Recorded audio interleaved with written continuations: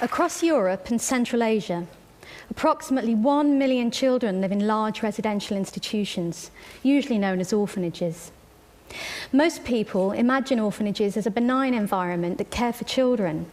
Others know more about the living conditions there, but still think they're a necessary evil. After all, where else would we put all of those children who don't have any parents? But 60 years of research has demonstrated that separating children from their families and placing them in large institutions seriously harms their health and development. And this is particularly true for young babies. As we know, babies are born without their full muscle development, and that includes the brain. During the first 3 years of life, the brain grows to its full size, with most of that growth taking place in the first 6 months. The brain develops in response to experience and to stimulation. Every time a young baby learns something new, to focus its eyes, to mimic a movement or a facial expression, to pick something up, to form a word or to sit up, new synaptic connections are being built in the brain. New parents are astonished by the rapidity of this learning. They are, quite rightly, amazed and delighted by their children's cleverness. They communicate their delight to their children, who respond with smiles and a desire to achieve more and to learn more.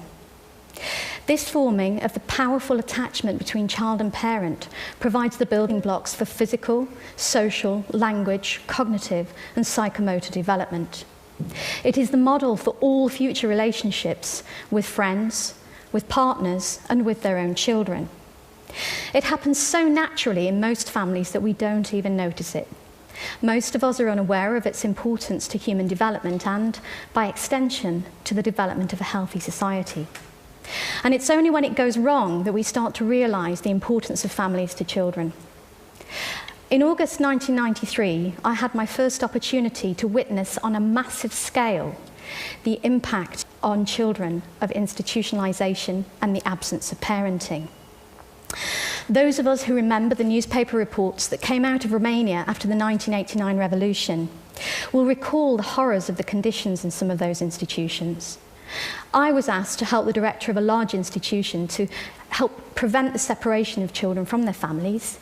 Housing 550 babies, this was Ceausescu's show orphanage, and so I'd been told the conditions were much better. Having worked with lots of young children, I expected the institution to be a riot of noise, but it was as silent as a convent.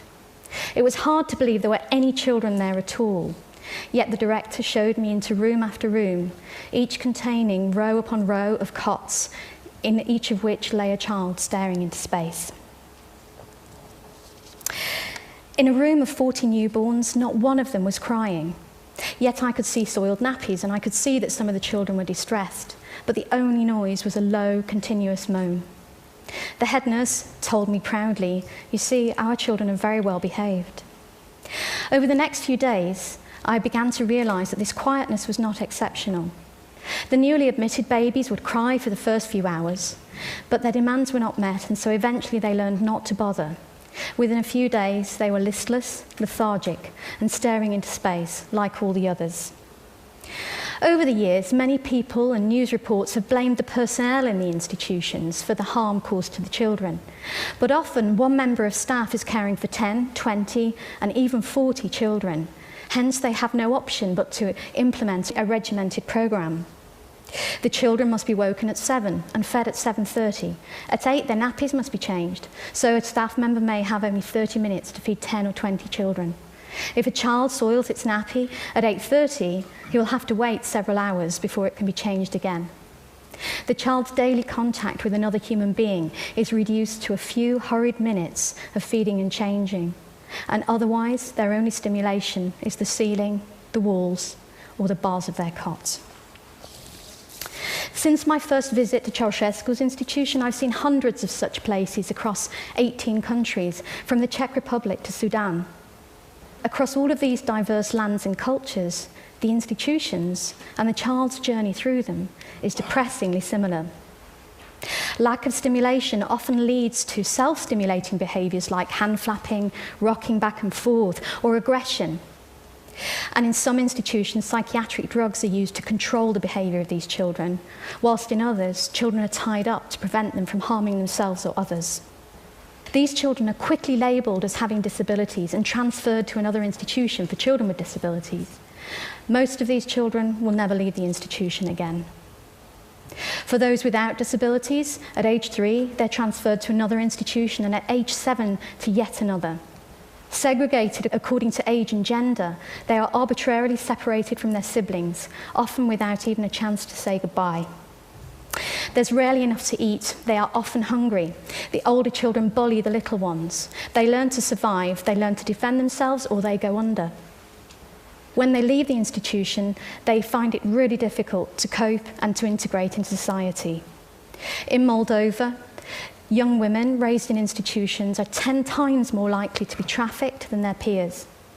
And a Russian study found that 2 years after leaving institutions, young adults, 20% of them had a criminal record, 14% were involved in prostitution, and 10% had taken their own lives.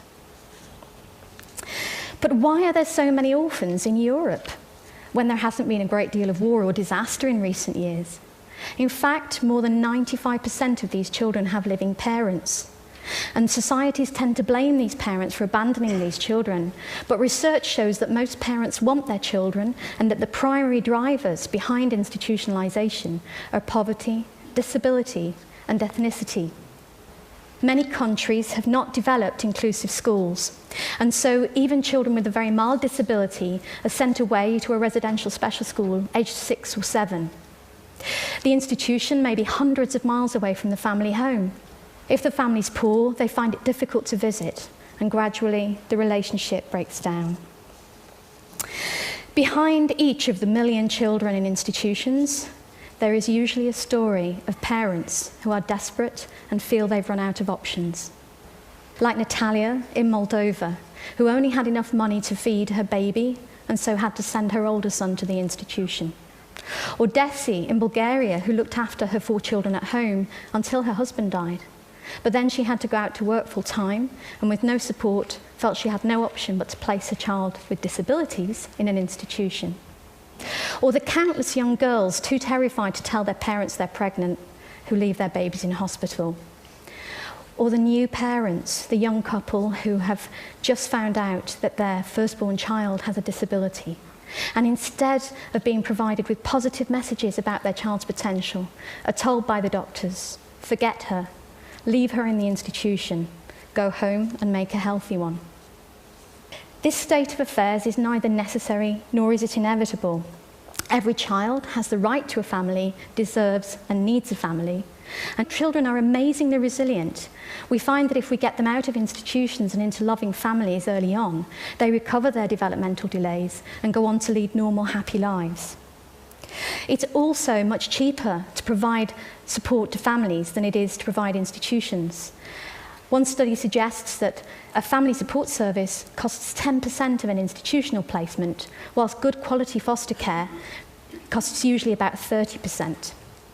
If we spend less on these children but on the right services, we can take the savings and reinvest them in high quality residential care for those few children with extremely complex needs.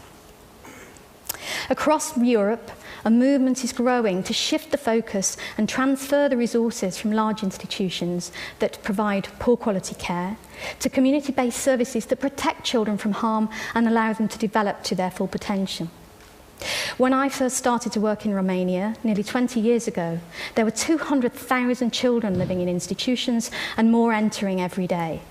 Now there are less than 10,000, and family support services are provided across the country. In Moldova, despite extreme poverty and the terrible effects of the global financial crisis, the numbers of children in institutions has reduced by more than 50% in the last 5 years. And the resources are being redistributed to family support services and inclusive schools. Many countries have developed national action plans for change, The European Commission and other major donors are finding ways to divert money from institutions towards family support, empowering communities to look after their own children. But there is still much to be done to end the systematic institutionalisation of children. Awareness raising is required at every level of society. People need to know the harm that institutions cause to children and the better alternatives that exist. If we know people who are planning to support orphanages, we should convince them to support family services instead. Together, this is the one form of child abuse that we could eradicate in our lifetime. Thank you.